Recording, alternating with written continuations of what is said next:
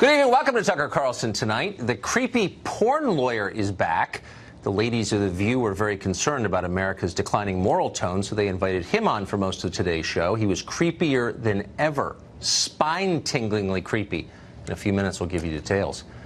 But first tonight, in the state of California, a man screaming obscenities about the president attacked Republican congressional candidate Rudy Peters over the weekend. He tried to stab him with a switchblade. Meanwhile, here in Washington, police are investigating an angry progressive who apparently threatened to shoot Trump supporters at the Trump International Hotel. The man had a Twitter avatar promoting the Democratic Socialists of America.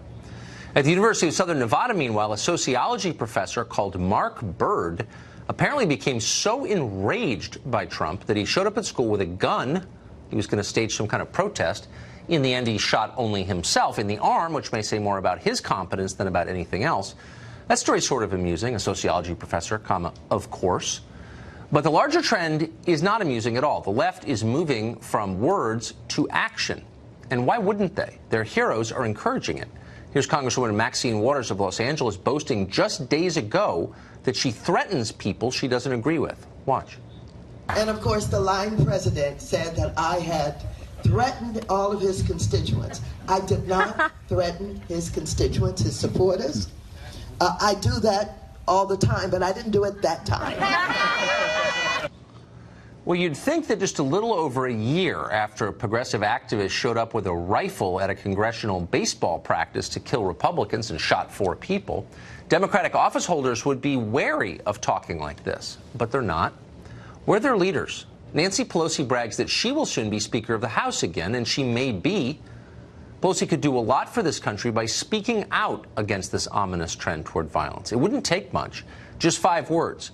Political violence is never justified. Political violence is never justified.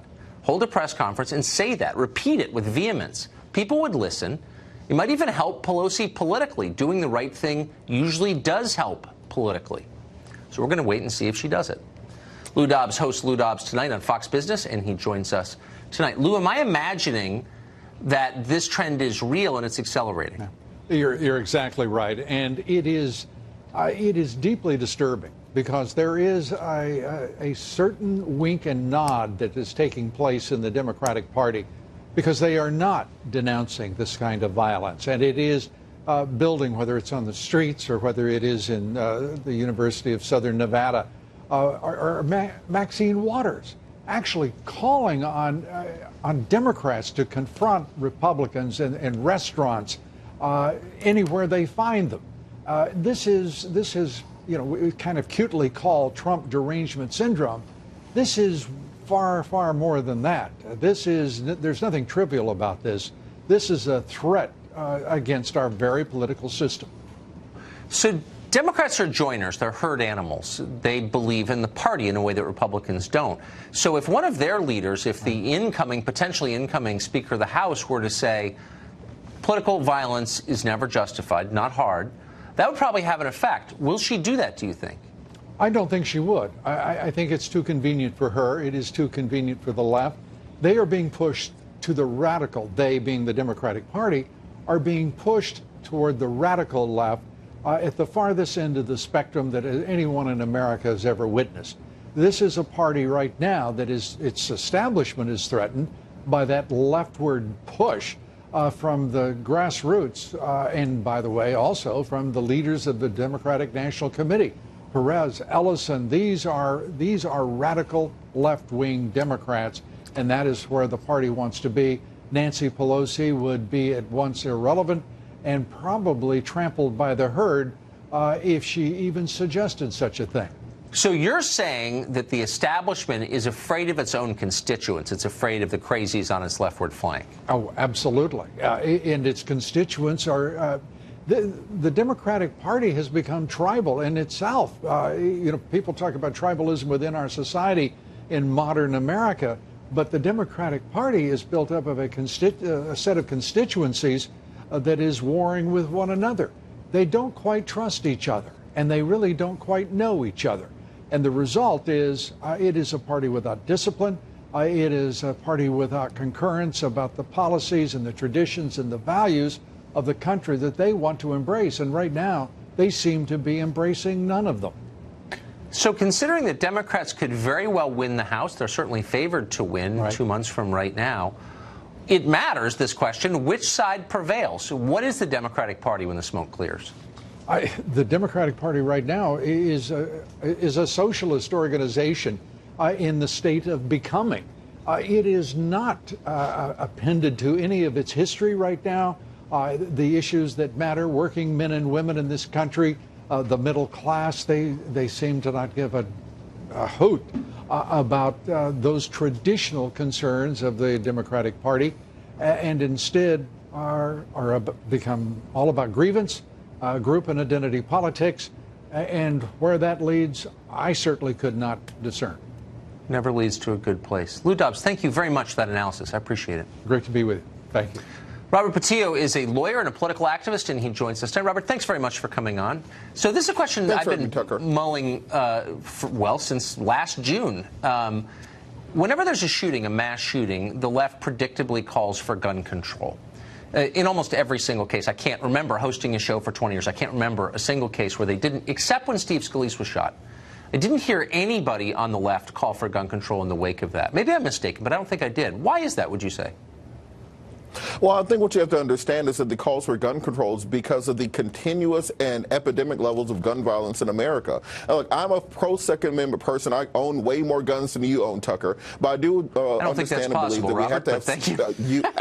I'm from Waverly Hall, Georgia, Tucker. I will own more guns than you can imagine. Good for you. I think it's very important for us to understand that in America, we have to stop deranged, mentally ill people from having guns. We have to have some sorts of metrics put into place that will prevent individuals from committing mass shootings at schools and other places. And on this question of political violence, let's understand that the rhetoric has to be tamped down on all sides. Can you just address my specific question about the Steve Scalise shooting? And again, it's possible that I'm misremembering this, but I don't think I am. The intensity of the calls for gun control when a Republican member of Congress was shot seemed to be lower than in the case of a school shooting. And I'm not suggesting that Democrats were in favor of shooting Steve Scalise. I'm not saying that. But I did notice that they weren't quite as loud in calling for gun control. Can you account for that? Well, I think they were just as loud. I think we saw the same reaction to the shooting of Steve Scalise as we saw at the shooting of Gabby Giffords a few years earlier. I think that there have been calls from groups on the left throughout the last 20 or 30 years asking that we have a place in American society where we at least have some regulations, have some bars around the cage. No, but I guess I get that we've done a million gun control debates, but I guess I'm really getting to the question of what degree of violence Democratic leaders will tolerate. I don't understand why Nancy Pelosi, I mean, by the way, let me just say the obvious. There are crazies on the right, too. But right now, there are more on the left. And you just saw a couple examples in the last week of violence. Why wouldn't Nancy Pelosi, you think she's going to be the speaker, just get up and say, political violence is never justified? Really simple. Do you think she would be willing to say that? I don't think she would. Well, one, I think Nancy Pelosi is not the leader of the Democratic Party, and most of the Democratic base would like to see Nancy Pelosi not be the Speaker of the House in 2019 when we retake the House. She doesn't speak to progressives. She doesn't speak to the younger generation. She's not the choice of the group of the Democrats. Well, congratulations on your good taste. I'm with you on that. But the point remains, why wouldn't I mean, I do think she's going to be Speaker if Democrats retake the House. Who knows? But why wouldn't a universally acknowledged leader of the Democratic Party, how about Andrew Cuomo, the governor of New York? Why wouldn't he say political violence is never, under any circumstances, justified? You can't punch someone just because you think he's, quote, a Nazi. It's not allowed. Why would nobody say that? Well, Tucker, two points on that. One, you're asking us to believe that the same snowflake, blue-haired, limousine liberals that you've been decrying for all these years are now a violent political group that's going to throw kale at you. The same anti-gun activists you're now wanting us to believe are violent leftists. Look, I live among liberals. They're my neighbors. They're actually very nice people. I don't think they're for violence. What I think is that the leftward fringe of the party is now in charge. The adults in the room are terrified of the children. They're angry. They are violent. They're calling for violence. And the adults aren't brave enough to stand up to them. You see this on college campuses all the time, where the craven president cowers in the corner as the mob, rips through the library. I mean, you know exactly what I'm talking about. Where are the adults? Well, Tucker, one, I think the adults in the Democratic Party have called to tamp down the violence. But let's go back to what I said the last time I was here, that the buck stops in the White House. As long as you have a White House that's calling the press the enemy of the people, that is saying that Democrats are the enemy of the American people, then they're going to have these sorts of extremism and a response on both sides of the aisle. So you're saying, just to be clear, I'm trying to track cause and effect here. So the president says he doesn't like the media, and so some nutcase tries to stab the guy running against Eric Swalwell in the Bay Area for Congress. There's a direct connection between those. Trump is responsible for the guy with the switchblade in California?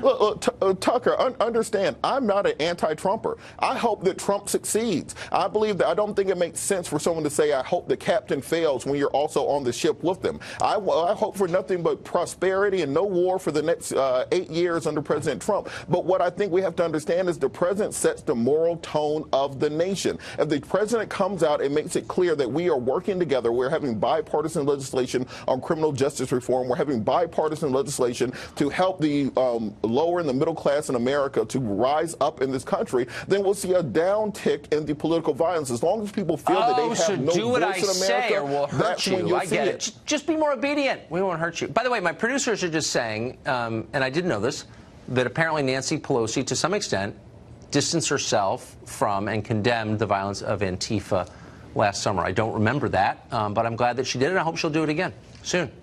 Robert, thank you. Great to see you. Thanks, Tucker. So what if you think Antifa is too violent? Well, according to CNN, you're a bigot. We'll break down the left's most common and laziest attack next.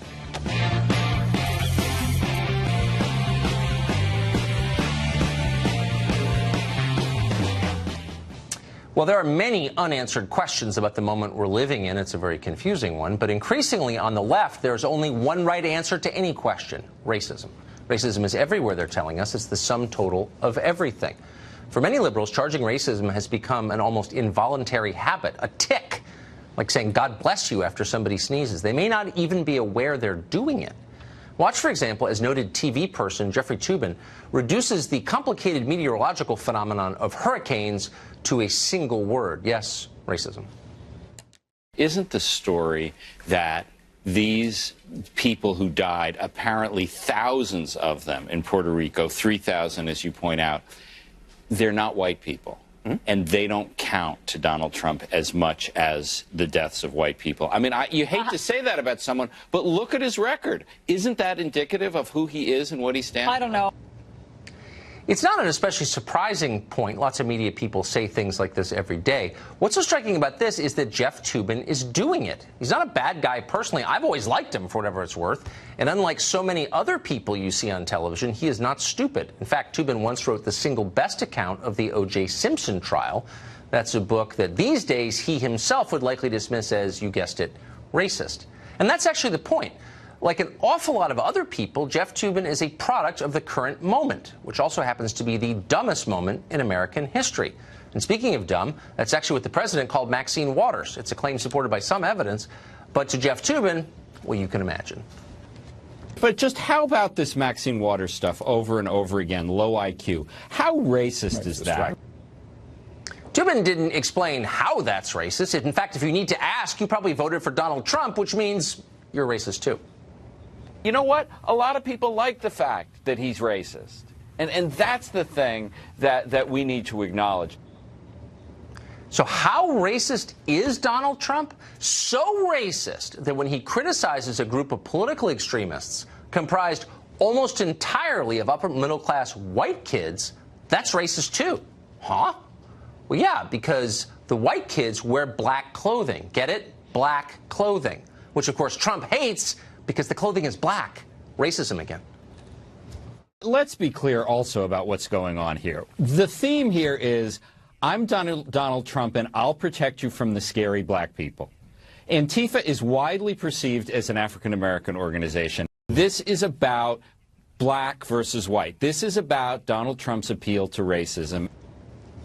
In yet another cable television appearance, Toobin called Donald Trump racist for criticizing Elizabeth Warren, who, like those Antifa kids, is also white but also doesn't want to admit it. Pretty funny. Someday we're going to wake up, though, from all of this insanity and wonder what the hell happened. How do we get so stupid? Video clips like these will make for very embarrassing time capsules, like that bad tattoo on your leg or that tape of the rehearsal dinner when you got too drunk and insulted the bride. It seemed like a good idea at the time. Ugh. Well, Alex Jones has been banned from all tech platforms. Nobody said anything, so big text language police are getting bolder. According to the Center for Immigration Studies, Twitter refused to let the organization promote one of its tweets because it included the phrase illegal aliens. That's verboten, not allowed. Of course, illegal aliens was routinely used by the Obama administration to describe aliens illegally within the United States. Twitter, once caught, now says the block was a mistake and has been corrected. Mark Krikorian is executive director of the Center for Immigration Studies, and he joins us tonight. Mark, thanks a lot for coming in. So before we get to Twitter, very quickly, the phrase illegal alien, which is off limits, and I think the AP has said you're not allowed to use it in news copy, et cetera. That's a technical phrase used on federal forms, is it not? Sure. It's in the statutes, the immigration law. It's in the federal regulations, even in Supreme Court rulings. In fact, in the recent decision a few years back, U.S. versus Arizona, that was in the news, Justice Sonia Sotomayor used it in her ruling. Wait, so, what? Yeah, absolutely. So this is a standard term of art. Illegal immigrant. In the law, it doesn't mean anything because immigrant means you have a green card. Undocumented means nothing because obviously illegal immigrants have documents. So, yes, it's a legal term throughout the government, in the law, regulations, everything. Well, if Justice Sotomayor is using it, I'm using it. If it's good enough for her, it's good enough for us. So tell us what happened with Twitter.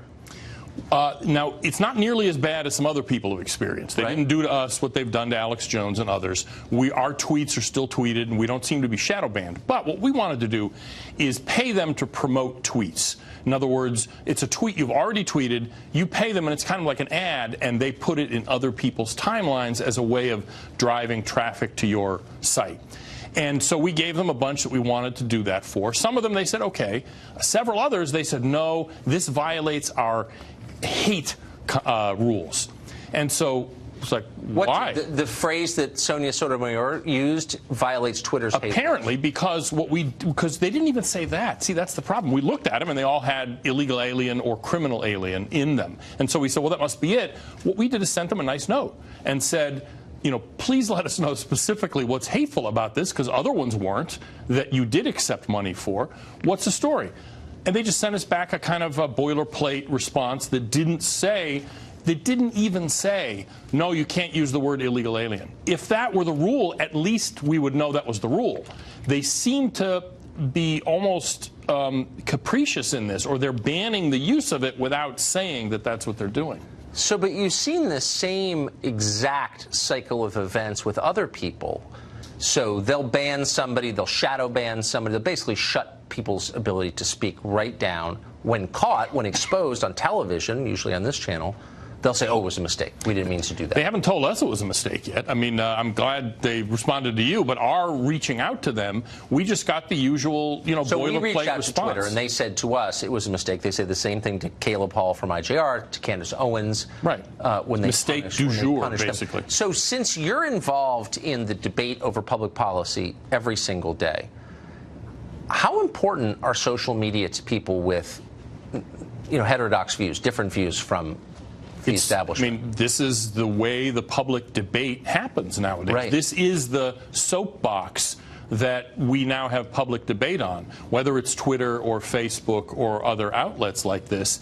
And I mean, there is no other place. If you can't talk on Twitter, or Facebook or what have you, what are you supposed to do? So in other words, once they shut you down, people they disagree with, the debate doesn't happen. Basically, that seems to be the point, in fact. Yes, exactly. Why do you think, I ask this question every night, why do you think conservatives, especially in the Congress, don't see this as the mortal threat to debate and speech that it is? I think some are starting to see it, but maybe not enough yet. I mean, Chairman Bob Goodlatte had a hearing on this over the summer and specifically addressed this issue that social media were trying to skew political debate and prevent certain voices from being heard. Scary. But it hasn't become a high enough priority issue, I think, yet. We're going to try to change that. Mark, thanks very much for coming on and telling us what happened. We showed you in this program how Google employees worked to help get Hillary Clinton elected, and how an employee of Google claimed the company gave, quote, silent donations to a left-wing activist group. Google denies that, sort of, we think. But is it possible the company took action that violated campaign finance law? We'll speak to someone who specializes in campaign finance law just ahead.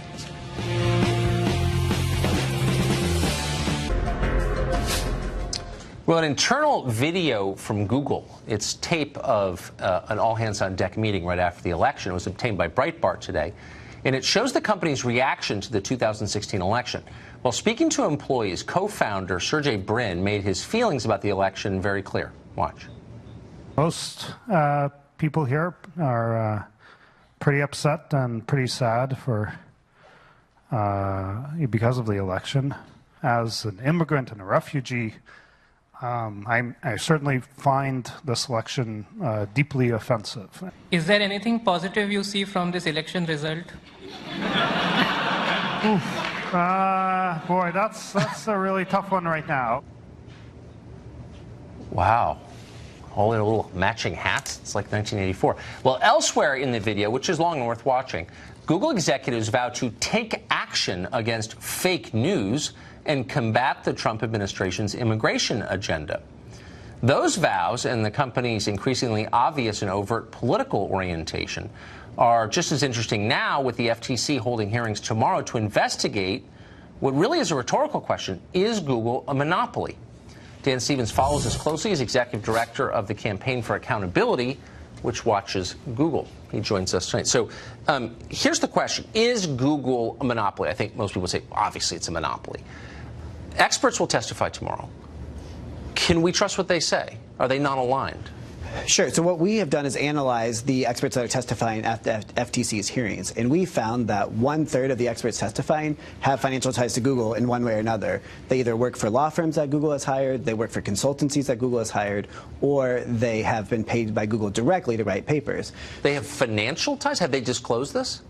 That's the problem, is that none of the people that we found have financial ties to Google have disclosed those financial ties. They'll disclose that they are part of a nonprofit that Google has funded, or that they're part of a law firm that Google has hired to do legal work. And so the FTC should be concerned about whether these people are providing independent, unbiased testimony. If I'm working for Marlboro and I am called to testify on the question of whether smoking causes cancer, shouldn't I have to say that I've taken money from the cigarette company? That's exactly right. And actually the sciences and the FDA and all these other industries are actually much better at disclosing this information. For some reason, the tech industry is actually very bad at disclosure. And the FTC has had this... Wouldn't a word for that be corruption?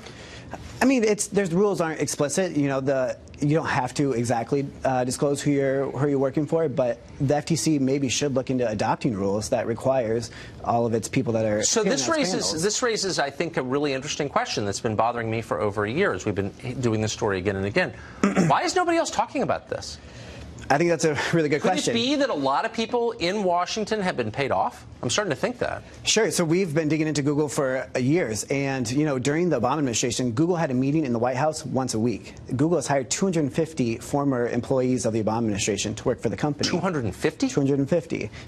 So, yeah, they have huge and obvious ties to politicians all around town. And that's certainly a big problem with why nobody wants to look into them. There are state attorneys general who are starting to look into Google, but it's been harder to get traction here in D.C.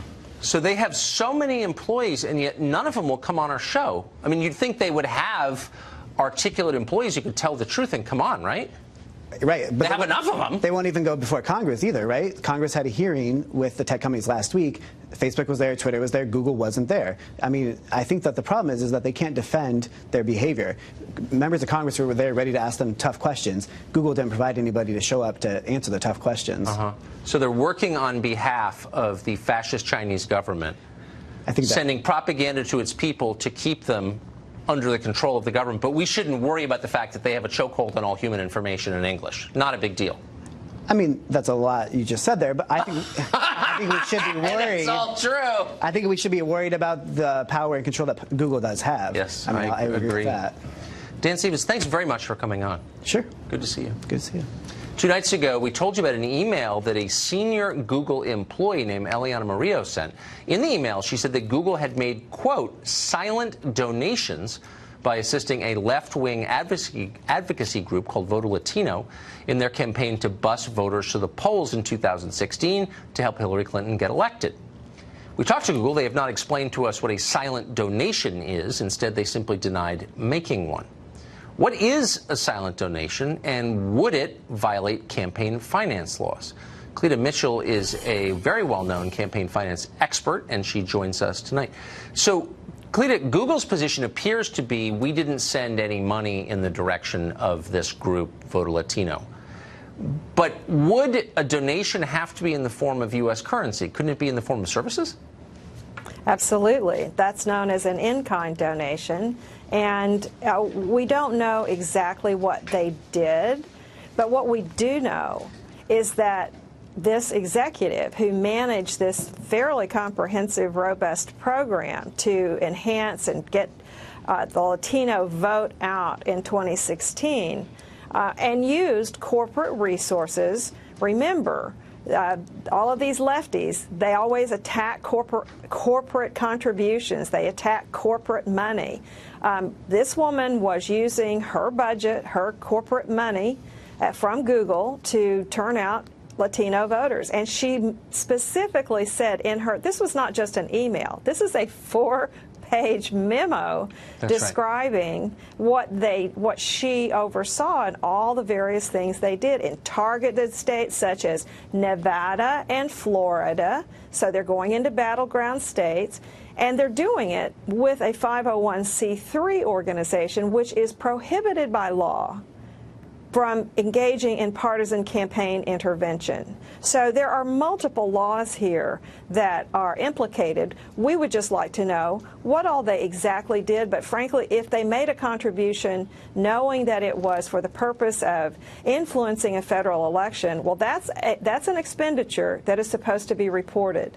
And let me just say one other thing. It is only legal to make that expenditure because of Citizens United, which is a Supreme Court decision that all the leftists hate.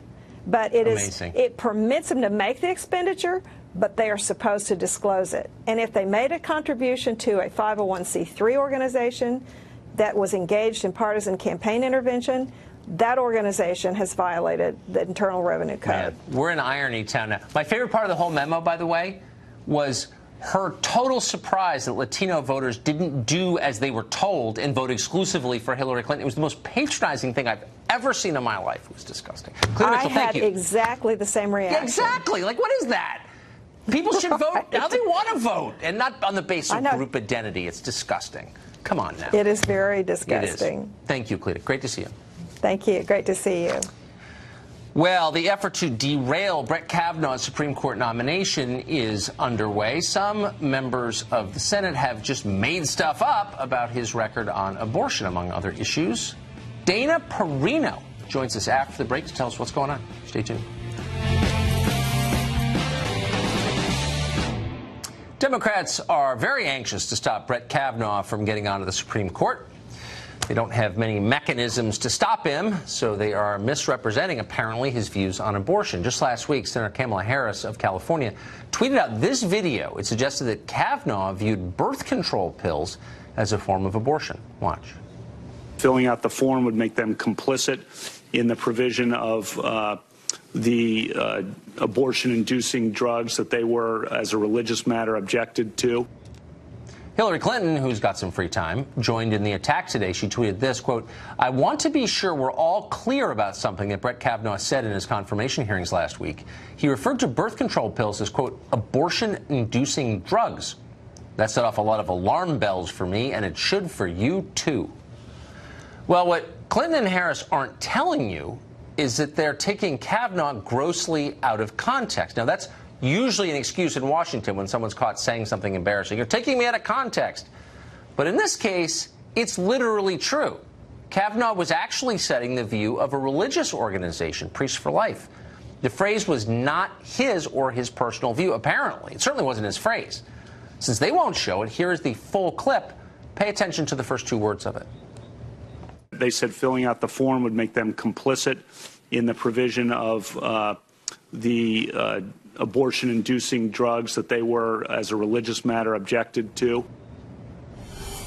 They said the critical 2 words. Dana Perino hosts the Daily Briefing. She's obviously on the 5 every day. You already love and trust her. Thankfully, she's been following this pretty closely. So, Dana, I wonder if this is counterproductive, something this obviously misleading. Interesting you said that. Just about 10 minutes ago, the Hill newspaper just put out a story headlined that leftist attacks against Kavanaugh could face a backlash for them. And I think that that's absolutely true. First of all, Kamala Harris was a prosecutor. Like, words seriously matter. She tainted with the evidence. That should be grounds for being thrown out. Cory Booker also was found to be trying to say something that turned out not to be true in his I am Spartacus moment. It is pretty shocking that it was 2 days after Kamala Harris even admitted that they had done this, that Hillary Clinton then tweeted it. And I saw even people on the left saying, this is why you lost, okay? Enough with you. We don't need any of that. Yes. But one thing you didn't mention is that there's a group up in Maine that is basically trying to bribe the Senator Collins, into voting against Kavanaugh. She's not necessarily inclined to do so. She's Republican. She's basically said, he's not said anything that would cause her to vote no. But they started a crowdfunding site, where they would raise $1 million and donate it to her opponent but the only way that the guy gets the money is if she votes no. Wait, so they're basically they're trying to extort her. And they're saying, just talked to Cleta Mitchell about in-kind contributions. There is even a question, is this even legal? And it might just also be a publicity stunt, but they did raise over $1 million. The phone calls to her office, you should hear, if you read that article, some of them are just so vulgar that I do think it is a backlash. They don't have a way to fight against Brett Kavanaugh. I understand they're very frustrated, but the way to win is to actually win at the ballot box. You're not going to win here. Interesting. So why? I mean, there are some smart people in the Democratic Party. I know Definitely. them. And they know that barring some unforeseen act of God, he is going to sit on that court. They can't control that. So why are they doing this? Well, part of the reason is because the base is very agitated, and they want someone who will fight. And that is why you might not want to count out Kamala Harris in 2020. She has shown that she is willing to fight very dirty. And she doesn't have any shame in doing so. And perhaps that might be what it takes, because remember the whole thing of at least she fights. Even if the fighting is wrong, they don't care that the evidence was tainted. That's just, it seems to me that shouldn't be reward. I mean, do you know what I mean? Like, I understand toughness as a prerequisite to winning. That is absolutely right. You have to be tough. But do you really want a system that encourages people to be more dishonest than they would be otherwise? And let's give a little shout out here to the media who actually covered this story about Kamala Harris and this video about Brett Kavanaugh. A staffer in Senator McConnell's office, a senior staffer, saw this, thought it sounded weird, went back and checked, and alerted the fact checkers, and including the Washington Post, and they gave Kamala Harris 4 Pinocchios. But a weird thing is happening. It's almost as if getting 4 Pinocchios is a badge of honor. That's not something that I admire, but watch her. I think that she is not someone to be counted out. Yeah, it's scary, actually. Dana, thank you very much for that analysis. You're welcome. Have a good night. Thank you, too. Well, the creepy porn lawyer refuses to come on this show. We've asked him many times, but he's still talking on other channels. We'll show you what he said. It really is the creepiest ever, so stay tuned for that.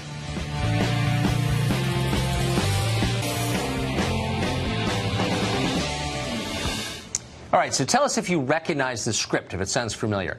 Donald Trump has violated vital and cherished norms in this country. He has lowered America's moral tone. He has turned our national conversation into a tawdry slideshow fit for the New York Post. You hear that a lot in the media. Sometimes people yell it at you. They seem entirely convinced it's true. Certainly the ladies of The View are convinced it's true. And today, they decided to fight back and make this country a little more wholesome. How'd they do that? Well, they gave 3 segments of their show to a newly minted political pundit who has spent her career having sex with strangers for money. Along for the ride was her creepy porn lawyer, who even by his own low standards, and we know a lot about it, was especially creepy today. Watch this. Comments from Tucker Carlson and some of these other pigs that are men that make these comments that belong in the 50s. You shouldn't say that. Pigs are the smartest animals. All right, well, we need to come up with that. But I'm going to tell you, no man should be making comments like that about a woman, period.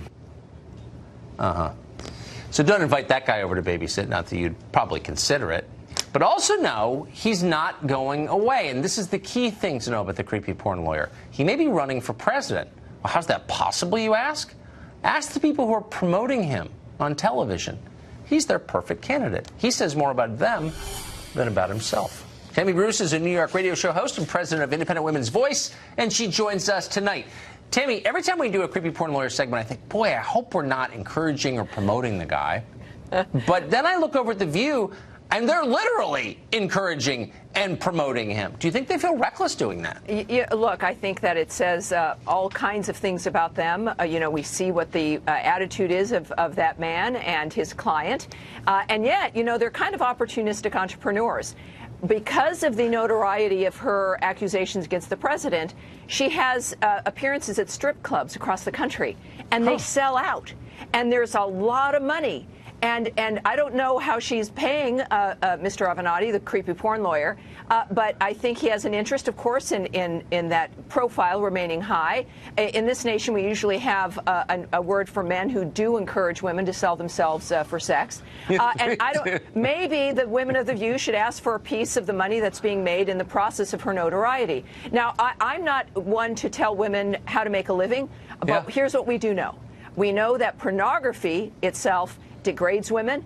It resends a message to society that women are to be used like dirty dish rags, that buying and selling women is normal for sexual gratification.